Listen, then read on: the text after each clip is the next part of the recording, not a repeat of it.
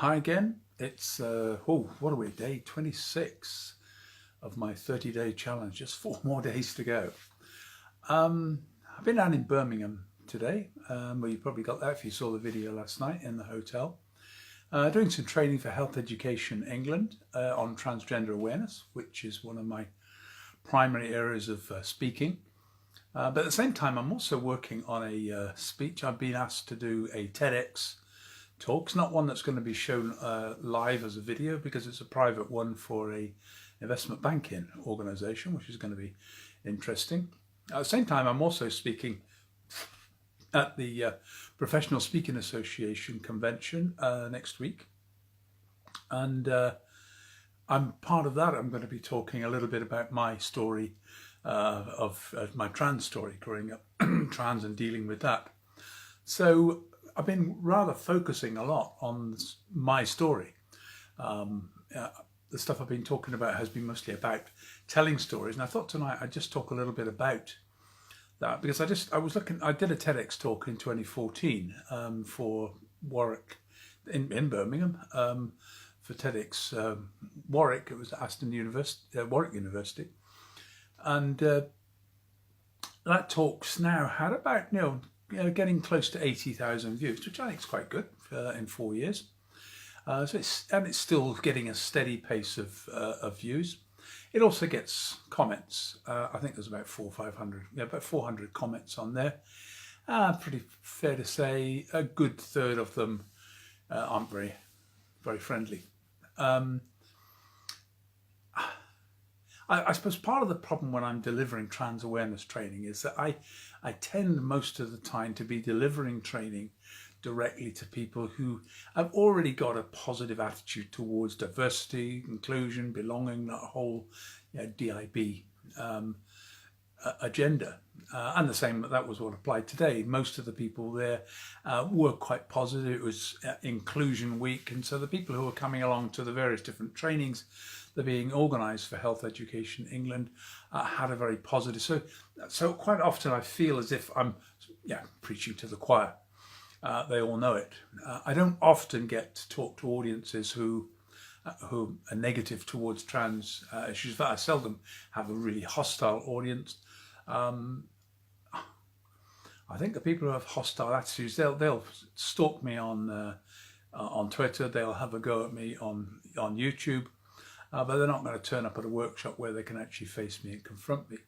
And the big issue, and the topic I was talking about today, one I'm going to be building into my TED Talk, one I'm going to be talking about at the PSA, is around the whole issue of what is our gender? Where does it come from? And the negative attitude that comes back is a very strong one that you're either male or you're female. That's it. There is no divide you. And anybody who thinks anything different is deluded. And what people are not getting is that none of us is entirely male or entirely female. We're all a little bit of both. When we're born, we have X chromosomes, and men have a Y chromosome as well. But we've all got the X chromosome. There are some trans people who are born appearing male, but actually have XY chromosomes. There are some women people born women, grow up as women, but they actually have male chromosomes, and some men who have XX chromosomes. So that happens, quite a lot, surprisingly. How often that happens. We all have estrogen, we all have testosterone. It's just about the balance between the two that we have. Hi Tricia, good to see you. And that's a challenge that we're going. It's about that balance. All that happened when I changed gender is I started to shift that balance from mostly testosterone, a little bit of estrogen, to mostly estrogen, a little bit of testosterone. So it's just a change of balance by taking hormones, and then some trans people, a lot of trans people do some things to change their body. Most trans people actually don't do anything to change their bodies at all. Some might take hormones, but most don't even take hormones. They find a way to be able to cope in one way or another. And that's really what it's all about. It's people learning to find a way to cope with the fact that somehow or another, that sense in ourselves of who we are is not comfortable with the gender that we appear to have been assigned at birth. And it's about 1% of the population that grows up with that difficulty. When I was 6 years old, my parents took me to see a psychiatrist, a child psychiatrist. It wasn't their idea. It was actually the school who'd identified that I didn't seem to be able to get on very well with kids of my own age. So they thought I could, do an assessment. Went to see the child psychiatrist. Said, "Oh yeah, 2 years ahead of his age mentally." That was the assessment. And so we lived in Somerset, and they said, "Okay, fine, we'll put him up a year." So I was put up a year and got on very well. Now, I didn't know much about that. It all happened when I was very young, and I was only really told about it much later on. And I just accepted it and moved on. It wasn't until I started to really start looking at myself and being trans and trying to cope with this, because I'd lived with this uncomfortableness all my life. It was only then that I started to look and think, yeah, they got it wrong. They were looking for the wrong things. It wasn't that I didn't get on with other children. It was that, this was back in the 1950s. When you went to school, there was a line for boys, a line for girls. The segregation of genders was really quite strict. Boys were treated in one way, girls were treated in another, and there was a huge separation. When I went to school, at one point I went to a secondary modern school. There was a boys' secondary modern school, and there was a girls' school. The segregation kept there. When I was at a private school for a while, and even within that school, they really did try to segregate. And I noticed, you were pushed into, it was girls' groups, boys' groups, girls' activities, boys' activities, almost all the time. Now, the thing was, when I got to about 7 or 8, I'd gone to another school, and there was a young lad in the school about the same age as me, part of a very, very big family. He was sort of in the middle of 11 kids. And the problem with being in the middle of 11 kids, not a lot of money, is that you end up getting hand-me-down clothes. Now, the problem for him was that most of his older siblings were sisters. So he ended up getting hand-me-down clothes from sisters. And some of those he had to wear to school. And things like school jumpers and things were pretty unisex anyway. But he turned up one day wearing a pair of girls' knickers. And it just happened, unfortunately for him, to be the day when we were doing cross-country running. So he was getting changed. One of the boys noticed it, started to make fun of him. And like a scene out of Lord of the Flies, they just all piled in, making horrible comments and really giving him a hard time. So this poor lad was absolutely mortified, everybody attacking him. And I stood there, I didn't dare help. I froze. I thought, what? I thought, if I join in, they're going to pick on me. So I didn't. I just backed away from it. I knew then, at that early age, I'd already started cross-dressing at that age. And I knew, this was my secret. No one could ever know. And that's the way it stayed for 15 years. Didn't tell anyone till I was about 21 years old. Finally told my partner at the time. Didn't actually change gender for another 40 years. I was 52 before I finally had the courage to come out and say, look, I'm transgender, and come out. And only a very small handful, I only ever told a very small handful of people. I was so terrified about what the consequences would be. And that was a reasonable risk.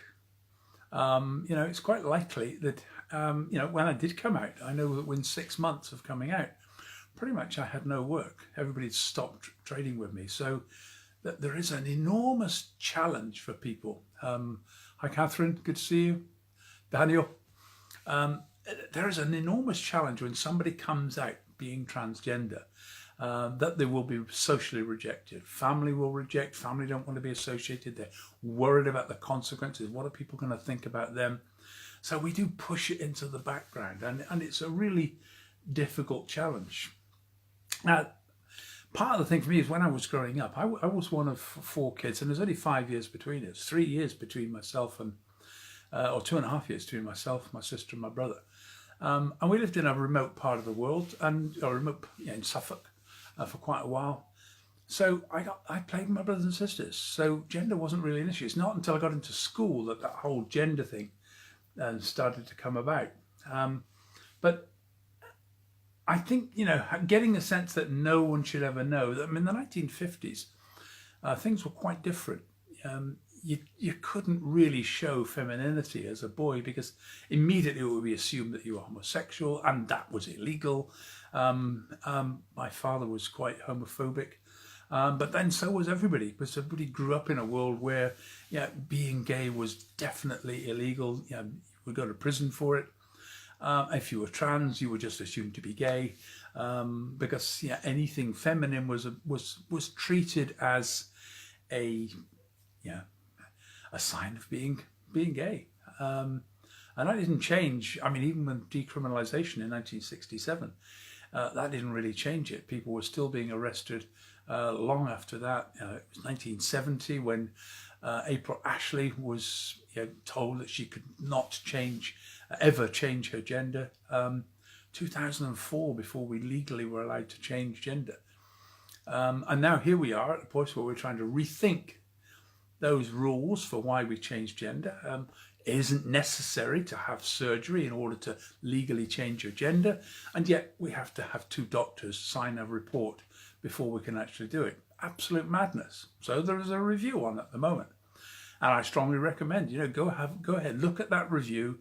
Go to gov.uk, look at put in gender recognition review, and you'll see the government's review. They're doing it till the middle of October. They need input, and we need to make the whole process much, much simpler. At the moment, only 5,000 people out of a possible 500,000 have actually changed their gender.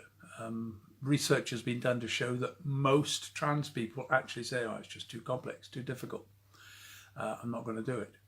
But that whole process needs to happen, the education of getting people to understand what this is all about. It's not all about surgery.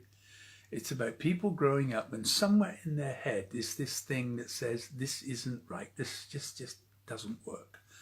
We don't quite know why it is. And anything I say is going to be hugely controversial.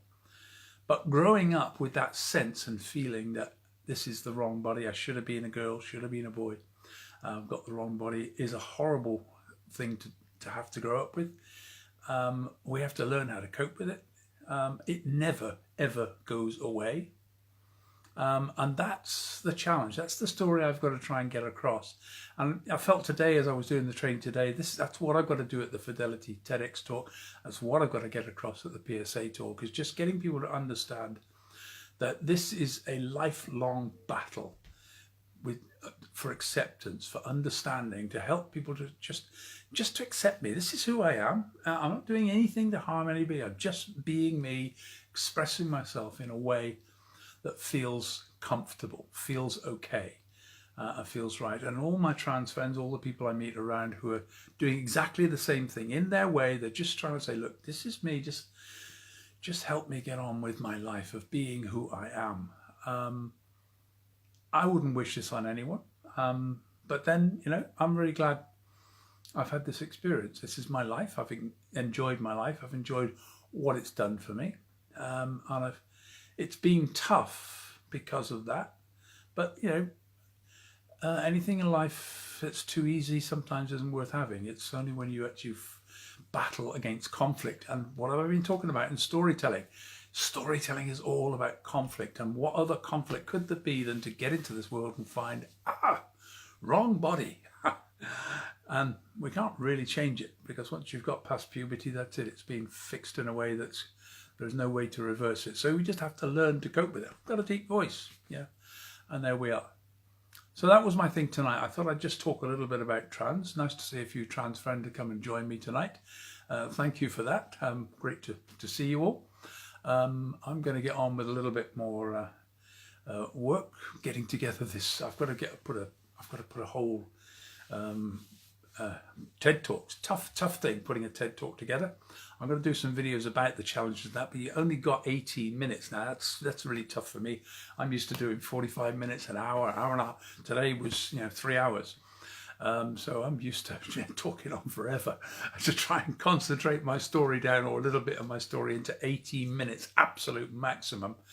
That's a challenge and a half. And I'm going to have the same challenge at the PSA after a 45-minute talk there. But I've got stuff to talk about the the origins of the PSA, and I'm also going to be talking about my transgender story as well. So, and that's got to be tightly controlled within about 40 minutes. So it's going to be tough. But anyway, nice to see you all. Have a good night. See you tomorrow. Take care.